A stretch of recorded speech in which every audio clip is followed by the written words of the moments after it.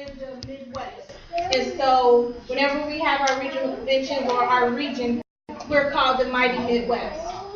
So it's just the nine. I guess it's just something different about those 9 as opposed to others. They're historically black fraternities and sororities. They were created because we were not allowed a seat at the table. They decided that, hey, we don't want them in our organization at all. So the first reason why a historically black college was created in the first place, it was because they decided that, hey, we don't want them. It was because they didn't want us in colleges. They didn't want us to have an education. So there were schools that were created for the black person to get a higher education.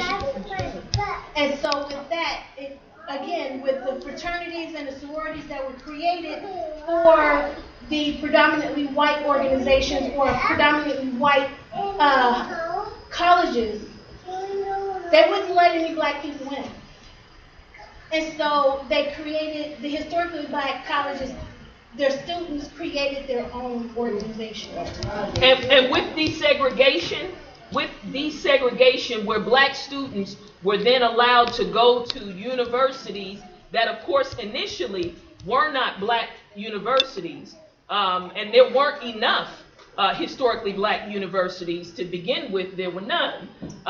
We have to understand that we have to find a place all on our own, while all the other students, they have an order to operate by. So that means they can go to their specific dean. Dean, I need this. I need some help with this. And what do? They jump to it because them are their white babies. Okay, and then when it comes down to our students have a dilemma because they don't make it in a lot of colleges and universities because they don't identify, and guess what? Nobody's trying to help them. So what happens with the black fraternities who also set up funding?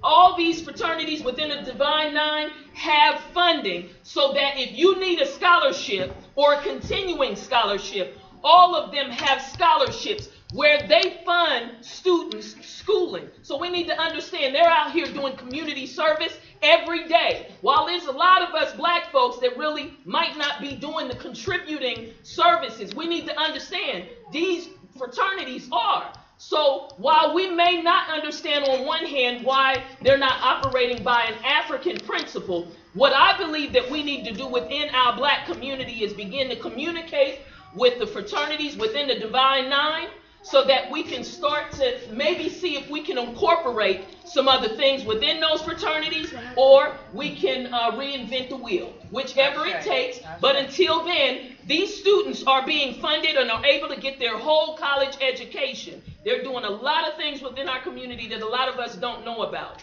And also, at an HBCU, a historical black college and university, 80% of your black doctors have went to an HBCU.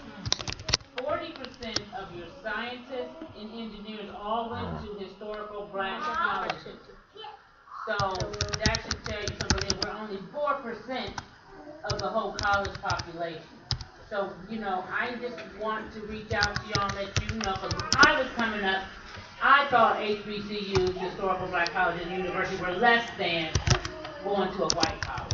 Now that I'm older and I see now, I think you will be able to identify more with people who you go to school with that understand your struggles as African American males and females. And if we don't start funding our own schools, because they about to try to get these teachers guns and stuff. These people don't care about no black. They get these teachers guns, they're gonna be killing black children. So we need to get our black people and our black children and black students, the people who identify and care about them. So you think about going to a historical black college and university. I'll say this. I have two. Again, my first degree was at a HBCU, and my second degree was at a predominantly white institution. Okay. From the time when I started college at 11, 12 years old, I was going to Wright State.